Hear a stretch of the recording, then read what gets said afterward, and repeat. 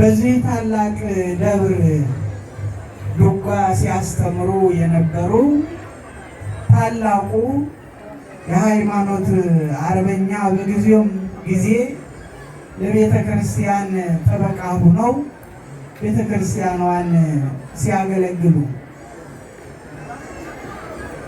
ሙቀት ነው ዋይ ነው ሳይሉ ከኛ ጋር የነበሩ ዛሬ ከ20 ዓመት በኋላ እግዚአብሔር ፈቅዶላቸው በዚህ ቦታ ተገኝተዋል።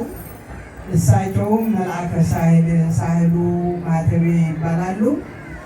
በአሁኑ ሰዓት በኢትዮጵያ ኦርቶዶክስ ተዋሕዶ ቤተክርስቲያን በአዲስ አበባ ሀገረ ስብከት በገነተ ኢየሱስና ገነተ ማርያም አብያተ ክርስቲያናት የትምህርት ክፍል ሆነው ቤተክርስቲያናቸውን እያገለገሉ ያሉ ተተኪ ደቀ መዛሙርትን እያፈሩ ያሉ ናቸውና እስኪ እንኳን ደህና መጣችሁ በሏቸው። አባታችን እንኳን ደህና መጡ። እንግዲህ ተመልከቱ፣ እግዚአብሔርን የሚወድ ሰው የሚያየው እግዚአብሔርን ነው። ሌላም ደግሞ ታላቅ ሊቅ ተገኝተዋል። ዛሬም ከደብረ ሮሃ ከላሊበላ ሊቃውንት አንዱ የሆኑ የነታ መልአከ ደብረ ሲና ፀሐይ ዛሬም እዚህ በእውነት ቦታ ታላቅ ቦታ ነው።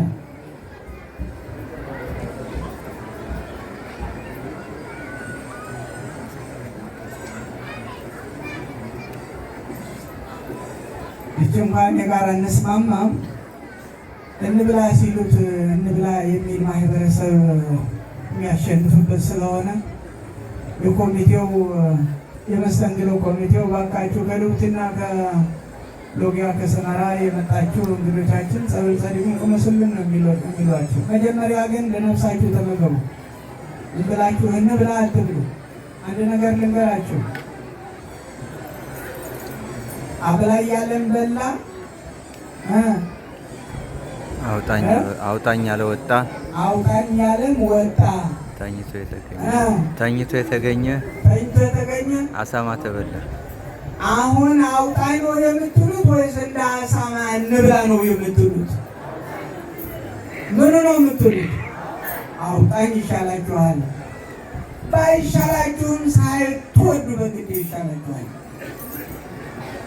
አውጣኝ ማለቱ ነው የሚያዋጣው። አብላኝ ማለቱ ተበልቶ ማለቅ ስላለ ሌሎች የአድባራትና ገዳማት አስተዳዳሪዎች እንግዲህ ስም በመጥራት ገመድ እየጎተትን አናሰለቻቸውም። አጠር ባለ መልኩ ነው።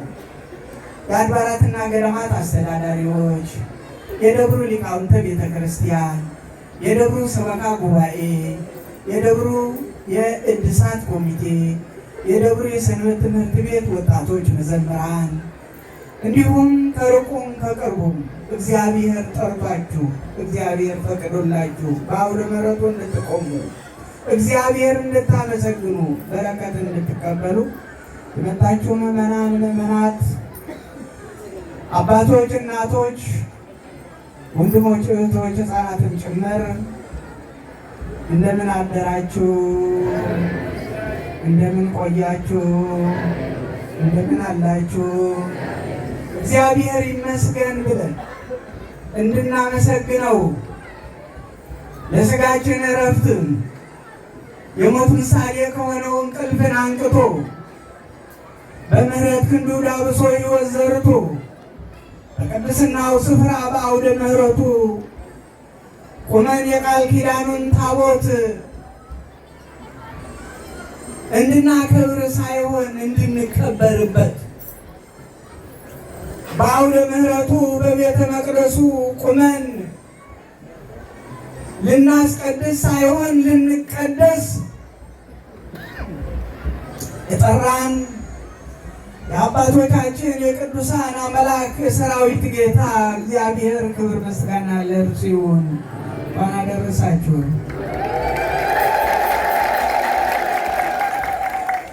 ወንዘ ትፈትል ወርቀ ወሜላተ አሰራያ ገብርኤል ግብታ ይህ ዕለት ታላቅ ዕለት ነው። አባቶቻችን ነቢያት የቆጠሩትን ሱባኤ የተናገሩትን ትንቢት የተፈጸመበት በነቢያት አድሮ ይናገር የነበረ እግዚአብሔር የሰጠውን ተስፋ እውን ሊሆን እርቅ ሊጀመር ስደተኛው የአዳም ልጅ ከስደት መልሶ ወደ ገነት ሊያስገባው መልአኩ ቅዱስ ገብርኤል አለ። ተናጋሪው ቅዱስ ያሬድ ነው። ሌሊት ሊቃውንቱ ሲዘምሩት አድረዋል። እነሆ ድንግል ማርያም ሐሩና ወርቁን አስማምታ ስትፈትል ባላወቀችው ባልጠረጠረችው ሰዓት የእግዚአብሔር ሰው መሆን በእግዚአብሔር መመረጥ ስራ መፍታት የለምና ስራን ከመቤታችን እንማራለን። ትህትናን ከመቤታችን እንማራለን። በእምነት ጸንቶ መኖርን እግዚአብሔር ተስፋ አድርጎ እግዚአብሔር በጸሎት መጠየቅን ከመቤታችን እንማራለን። በወርቅ ወንበር ቁጭ ብላ ያቺ በእናት አባቷ ለ3 ዓመት የቆየችው ብላቴና እግዚአብሔር በቤተ መቅደስ እንድትኖር ንግግሯ ኃጢአት ከሚስማማቸው ኃጢአት ከሚፈራረቅባቸው ጋራ ሳይሆን ዕለት ዕለት ሕዝቡ ከሚናዝዙ እግዚአብሔርን ከሚያመሰግኑ መላእክት ጋራ ለመኖር የተመረጠችው ድንግል ማርያም በቤተ መቅደስ ቁጭ ብላ ባለችበት ሰዓት አለ ቅዱስ ያሬድ ሐርና ወርቁን አስማምታ ስትፈትል ድንገት ወትሮ የምታውቀውን መልአክ ሳይሆን የማታውቀውን መልአክ ወትሮ ያወቀችው ለመጀመሪያ ጊዜ ሌላ መልአክ ነበረ። ከምድር ከፍ አድርጎ ከሰማይ ዝቅ ብሎ በቀኝ ክንፉ ጋርዶ ኅብስተ ሕይወት ጽዋ መድኃኒትን መግቧት የሄደው ፋኑኤል የሚባል መልአክ ነበረ የምታውቀው። እሷ በቤተ መቅደስ ቁጭ ብላ ስራ በምትሰራበት ጊዜ ግን የማታውቀው ቋንቋ የማታውቀው መልአክ ተገለጸ። አለን ቅዱስ ያሬድ ወንዘ ትፈትል ወርቅ ወሜላተ ወርቅና ሜላት ለቤተ ክርስቲያን ማይፈት የመንጦላይት መጋረጃ የሚሆን ደብተራ ኦሪቱን ቤተ መቅደስን የሚያጥቡ የሚያገለግሉ አባቶች ካህናት ለብሰው እግዚአብሔርን የሚያመልኩበትን ልብስ እየፈተለች በነበረችበት ሰዓት ተፈሥሒ ፍሥሕት ምልዕተ ጸጋ ይህን ቋንቋ ለእመቤታችን አዲስ ቃል ነው። ይህን ቋንቋ ሰምተው አታውቅም። ወንጌላዊ ቅዱስ ሉቃስ አብራርቶ የሉቃስ ወንጌል ምዕራፍ 1 ቁጥር 26ን ስንመለከት ወበሳድስ ወር ተፈነወ ገብርኤል መልአክ እሱ ምን ገልጾ እኮ ነው እንዲህ ነው። ስሙን ገልጾ ስሙን የማያውቁትማ ያደናግራል። ጾመኛውን ጾም ያሽራል። ጸሎተኛውን ጸሎት ያስተዋል። በቅድስና ሕይወት የሚኖረውን ከቅድስና ሕይወት ያስወጣል። ስለዚህ የእግዚአብሔር ማደሪያ ዓለም ከመፈጠሩ በፊት በአምላክ ልቦና ታስባ የነበረችው የያዕቆብ መሰላል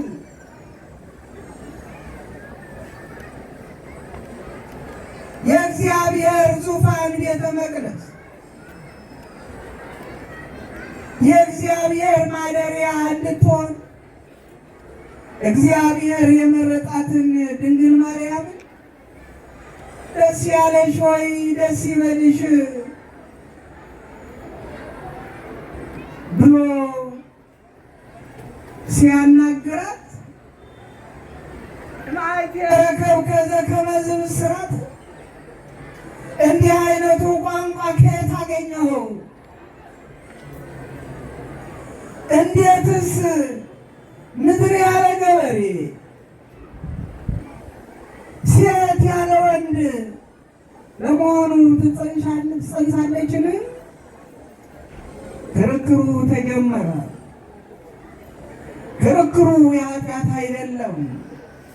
ክርክሩ የእምነት ነው። ክርክሩ የሃይማኖት ነው። ሀልዮ ስለሌለባት ድንግል በሕሊና ወድንግል በሥጋ በሐሳቧም ድንግል በሥጋዋም ድንግል ድንግልናን ከእናትነት እናትነትን ከድንግልና ጋር አስተባበራ በአሳች ፍጡር ያይደለ በጠባቅ ፍጡር የምስራቹን የሰማችበት የምስራቹን በድንግል ማርያም አማካይነት የሰማንበት ዕለት ነው። እንኳን ደስ አላችሁ።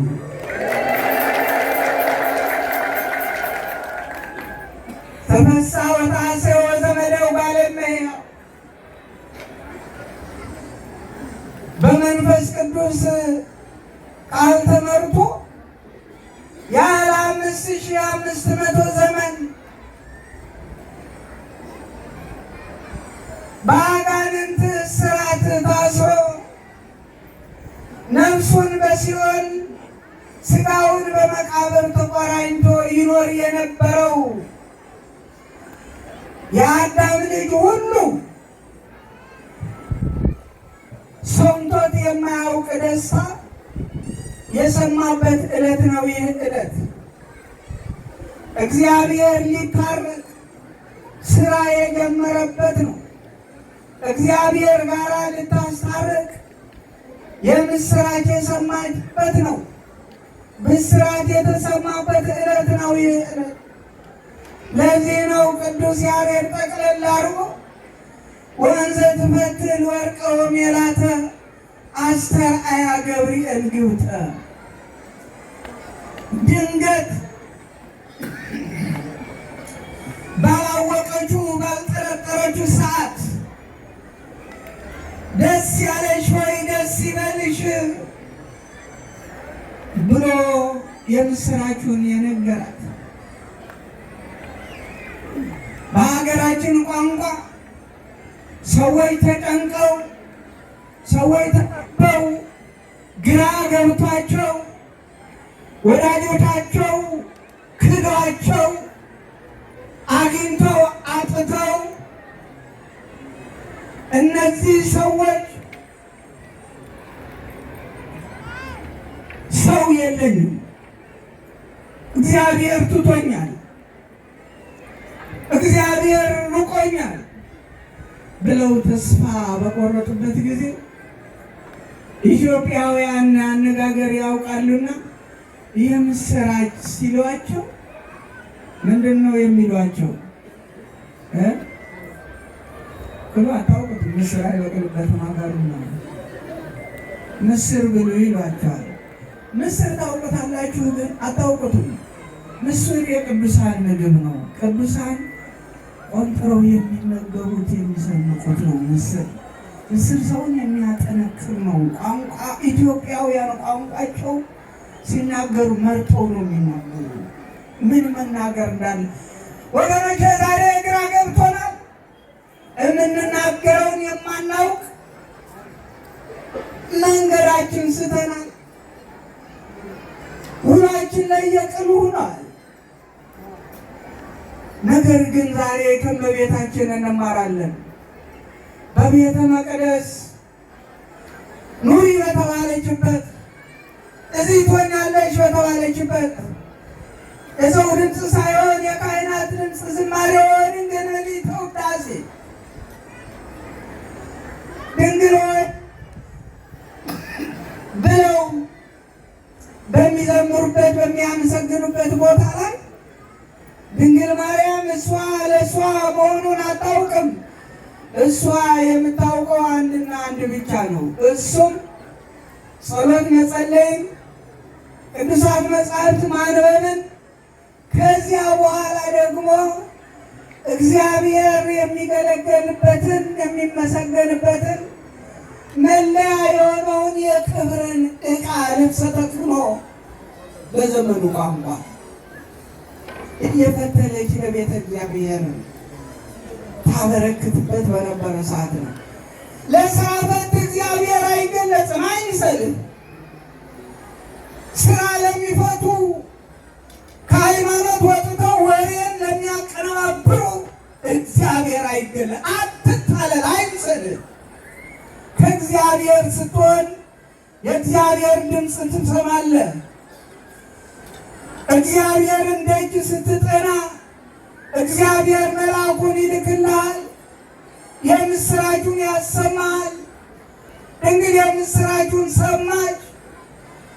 አባቶቻችን ተፈጸመ ተስፋው በማርያም ድንግል ያለ 5500 ዘመን የተነገረው ትንቢት የተቆጠረው ሱባኤ ተፈጽሞ ሰውና እግዚአብሔርን የሚታረቁባት፣ ሰውና መላእክት አንድነት የሚፈጥሩባት፣ ዝማሬ የሚያቀርቡባት ያቺ ትንሿ ብላቴና ዘይክሉ ሰማይ ወምድር አግምሮቶ አግመረቶ ድንግል በማኅፀና ሰማይና ምድርን የማይችሉትን ጌታ አንዷ ትንሿ ብላቴና ለእናትነት መረጣት።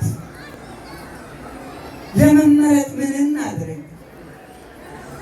ለመቀደስ ምን እናድርግ? የጎደለንን ነገር ለማግኘት ከማን ጋር እንኖር? ከእግዚአብሔር ጋር ነው። ሌላ ምርጫ አይደለም። ይተሳ ለነቢየ እግዚአብሔር ዳዊት ሊዮ እግዚአብሔር ይሰኝ ለእኔ ሳለ ምርጫውን ለየእግዚአብሔር መከተልን ይሻለኛል። አዎ ይሻላል። ለሥጋ በረከትን ለነፍስ ድህነትን ከሚሰጥ እንደ ሰው ንፉግ ያልሆነ እንደ ሰው አጣነጣ ብሎ የማይንቅ እግዚአብሔር ትንኛዋን ሳይንቅ የሚመግብ እግዚአብሔር ትንኛዋን እኔና እናንተ ረግጠናት ነው የምንሄደው። እግዚአብሔር ግን ይመግባታል፣ ፈጥሯታል። ታዲያ ከዚያች ትንኛ አላነስንም ብላችሁ ነው? ትንኛዋ አልበለጠችም ብላችሁ ነው? ቋንቋ አላት ትንኛዋ። ምናልባት እዚህ ሀገር ቢምቢ ትሏታላችሁ። ያቺ ትንኝ ቢምቢ ትባላለች። ትቆናጠጣለች። ስራ ነው ለእሷ፣ ስራ ነው፣ ስራ ነው። ስራ ፈትነት አይደል፣ ለእሷ ስራ ነው። ስራዋ እሱ ነው፣ የተሰጣት እሱ ነው። ስታመሰግን ዛሬ እመቤታችን የተበሰረችበት ዕለት ነው። እግዚአብሔር የምስራቹን ያሰማ፣ የጎደለንን ይሙላልን። ሁለተኛ በዓል የመልአኩ የቅዱስ ገብርኤል በዓል ነው። በሉቃስ ወንጌል ምዕራፍ 1 ቁጥር 19 ላይ በእግዚአብሔር ፊት የምቆመው ገብርኤል ነኝ፣ ማነኝ አለ? ምን እያደረኩ ነው አለ? ምን እያደረኩ ነው አለ? የት ነው ቆማችሁ? ማንን ነው እያያችሁ ያላችሁ? እግዚአብሔር።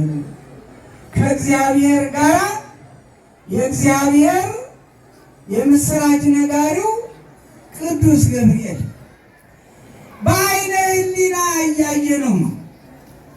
ዓይነ ሥጋማ አስቸጋሪ ነው። ሁሉን ነገር ያምረዋል። ምርጫ ለመምረጥ ይቸገራል።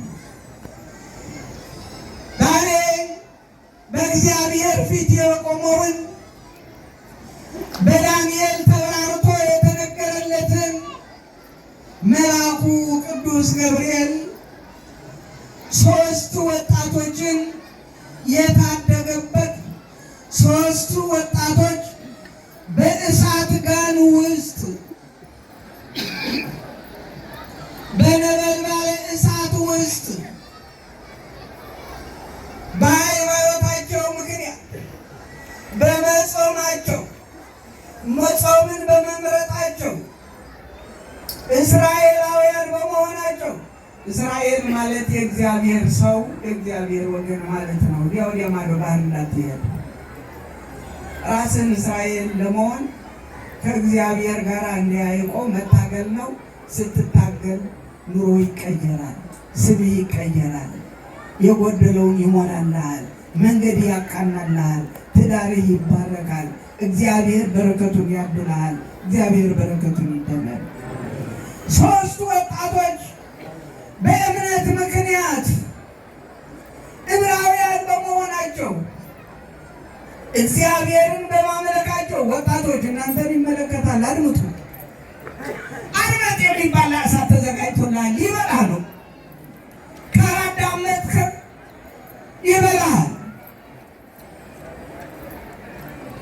ስታዳምጥ ያድንሃል። ገብርኤል ይልክልሃል። ገብርኤል መስቀሉን ይዞ ይባርካል። አለሁልህ ይላል። አድምጥ፣ ጆሮህን ስጥ። እግዚአብሔርን አቤት በለው፣ እሺ በጀ በለው። በዚህ ሰዓት ነበረ እነዚያ ወጣቶች ከሳሾች ወደ ንጉሡ ሄደው እነዚህ ወጣቶች አንተን አያከብሩም፣ አንተን እንደ ንጉሥ አያዩህም አሏቸው። ታዲያ በምን ልወቀው አለ። መቼም ክፉ ባልንጀራ መልካሙን አመል ያጠፋል። ቅዱስ ጳውሎስ ክፉ ባልንጀራ ጾመኛውን ጾም እንዲሽር ያደርገዋል፣ ቁጥቡን ለፍላፊ ያደርገዋል፣ ክፉ የሚጠላውን ክፉ እንዲሆን ያደርገዋል፣ እውነተኛውን ሌባ እንደሆነ ያደርገዋል። ክፉ ባልንጀራ መልካሙን አመል ያጠፋል። ባልንጀሮቻችሁ ምረጡ። እናታችን ድንግል ማርያም በመምረጧ በመከራከሯ ይኩነኒ በከመ ትቤለኒ ነያ አመቱ ለእግዚአብሔር እንደ ቃል ይሆንልኝ ይደረግልኝ ባሪያው እንሆኝ ብላ አንደኛ ጽናቱን፣ ሁለተኛ ስራውን፣ ሶስተኛ ትህትናውን አስተምራናለች። ድንግል ማርያም ወንጌል ናት የምትባለው ለዚህ ነው። ወኩሎ ዘይቤለክሙ ግበሩ የሚላችሁን ሁሉ አድርጉ ላይ የምታስተምር ስለሆነ ታዲያ ምን ላድርግ አላቸው። አንተ እንጨት እንዲሰበሰብና እሳት እንዲነድ አድርግና በዚህ እሳት ውስጥ አንተን የሚያመልክ ሁሉ እንዲሰበሰብ አድርገህ ነጋሪት አስመታ አዋጅ አስነግር አሉት። እሺ አለ። እሺ ብሎ ከእሳቱ ጋር ቀድሞ ሐውልት እንዲያውቁም ነበር የተነገረው። ሐውልት የማን? የእሱ የዚያ አላዊ ንጉሥ ሐውልት። የተሰበሰበው ሕዝብ ለሐውልት ይሰግድ ነበረ። ሦስቱ ወጣቶች እንዲሰግዱ ከማረ ቤቱ ወጡ። የሌላ ሀገር ዜጋ በመሆናቸው ነው የታሰሩት። ታስረው ደግሞ ሃይማኖታቸውን ስለገለጹ ነው ተጽዕኖ የተፈጠረባቸው። የለም ጾመ ነቢያት ነው። ሁሉም ሆዳ ማለት ልታገኝ ትበላለህ። ቁርጡ ይቆረጥላችሁ፣ ጮማው ይቅረብላችሁ፣ ጠጁ ይቀዳላችሁ፣ ብሉ ጠጡ ሲባሉ ይህ ሰው የሚኖረው ሙሉ ሰው የሚኖረው በምን አቤት ውሸት አትዋሹ።